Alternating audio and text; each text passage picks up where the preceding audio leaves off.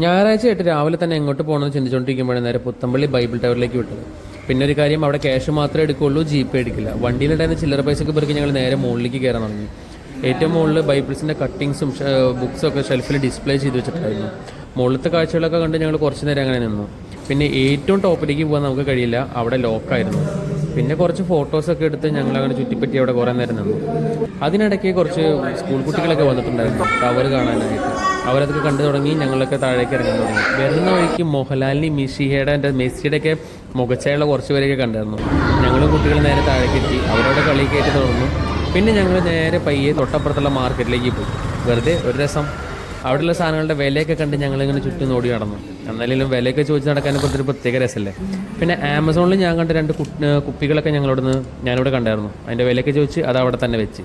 പിന്നെ വൈകിട്ട് വടക്കാൻ്റെ അവിടേക്ക് ഒരു യാത്ര, അത് പിന്നെ പതിവാണല്ലോ. പിന്നെ നേരെ പൂങ്ങോട്ടേക്കുള്ള പുട്ടിസ്റ്റേലേക്ക് പോയി. അവിടെ നിന്നൊരു ഫുഡൊക്കെ കഴിച്ച്, ഫുഡൊക്കെ ഏവറേജ് ആയിരുന്നു. എന്നാലും അതൊക്കെ കഴിച്ച് നേരെ ഞങ്ങളുടെ ടെറസിൽ കയറി ഞങ്ങൾ നേരെ വീട്ടിലേക്ക് തിരിച്ചു.